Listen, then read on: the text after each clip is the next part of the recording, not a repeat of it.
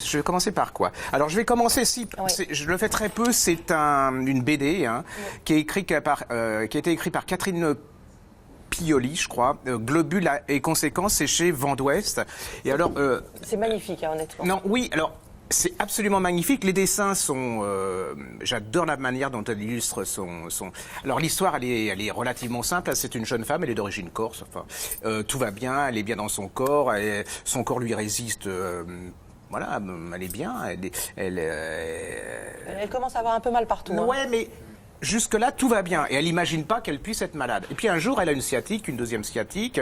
Elle a mal au dos. Elle arrive, elle se dit, c'est pas possible. Ses copines lui disent, bah, c'est simplement parce que t'es toujours assise, achète un fauteuil, machin. Puis il y a un moment, voilà, elle va chez le chiropracteur, on dit? Non. Chiropracteur, ça existe. Oui. Donc voilà, puis il y a un moment, il lui dit, mais non, moi je peux plus rien faire. Donc elle va voir le médecin. Et le médecin lui dit, bah, écoutez, on va vous faire des examens complets. Et là, patatrac, lui tombe le diagnostic, elle a une leucémie foudroyante. Et c'est son histoire. Alors, c'est à la fois l'histoire de cette jeune femme qui est absolument bouleversante. Et vous êtes dedans parce que vous y reconnaissez. C'est-à-dire que moi, quand j'ai lu ça, je me suis dit... En plus, elle est courageuse parce que à sa place, je suis pas sûr que je suis si courageuse que ça. Oui, et elle dessine en même temps. Elle parle... Et alors, c'est vraiment... Je trouve qu'on devrait donner ça... j'en sais rien, à tous les malades, au moins à tous les gens qui ont quelqu'un dans leur famille qui a un malade, pour bien leur faire comprendre de ce qui se passe dans la tête d'une femme ou d'un homme qui est atteint d'un cancer. Et alors, il y a plein de choses. C'est-à-dire aussi, c'est un livre de science. C'est-à-dire qu'ils vont elle vous explique que c'est les plaquettes, les globules blancs, les globules, comment on fait une ponction lombaire.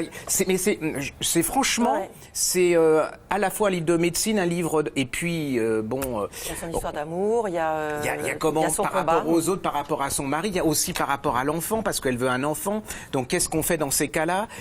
C'est vraiment... Puis alors, c'est au quotidien, c'est-à-dire qu'il n'y a pas de... Voilà, c'est pas... Et puis, elle va pas dans le côté rose, bonbon, tout ça. Elle le dit au quotidien.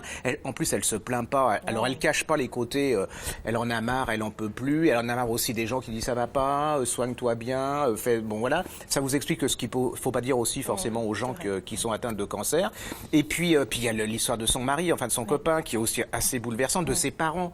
Parce que c'est quand même terrible d'avoir des enfants qui sont atteints comme ça. C'est une histoire magnifique. Et c'est magnifique. Et puis c'est très rare parce qu'on tombe pas dans le gnangnan ou alors dans où on veut nous faire pleurer. C'est vraiment, moi, c'est le cancer au quotidien, vécu de l'intérieur, et puis bon, on peut le dire, c'est-à-dire que elle va mourir, c'est-à-dire que le plus tragique, moi je m'y attendais pas du tout, parce que dans ce genre de bouquin, généralement, on écrit un livre comme ça, et celle qui l'a écrit s'en est tirée et tout, et il y a juste une phrase à la fin du... s'est envolé, ou je sais plus oui, comment c'est ça, en 2017, et là ça vous tombe sur parce que vous étiez tombé, elle était venue, c'était votre copine, quoi, vous la suiviez, et c'est la première fois qu'une BD ça dépasse d'ailleurs le stade de la BD, me touche comme ça. C'est son mari qui a écrit ça. Le souffle de Catherine s'est arrêté le 31 juillet. Voilà, et je trouve que tout le monde devrait lire ça. Alors, c'est vrai que les gens atteints de cancer, ce qui est gênant, c'est pas le fait de ce qu'elle raconte, puisque, en fait, ça serait très bien quand on est atteint d'un cancer, parce que ça vous explique tous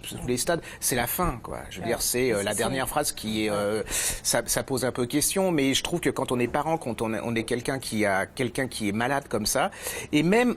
pour savoir ce que c'est qu'un cancer, c'est-à-dire que vous avez des petits dessins qui vous expliquent ce que c'est qu'un globule et tout, comment les chimios, comment... moi, il y a plein de choses que je ne savais pas. Par exemple, il y a cette chose absolument abominable, elle rentre à l'hôpital, le diagnostic arrive et ils arrivent tous, les infirmiers, les docteurs, avec des masques. Elle se dit, je suis contagieuse. Mais en fait, non, c'est eux qui sont contagieux et tout. C'est absolument magnifique. C'est un très joli objet en plus. C'est une jolie témoignage magnifique. Globule et conséquences, donc c'est chez Vent d'Ouest.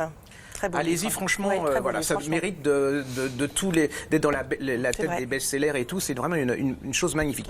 Alors, on va tomber dans d'autres choses.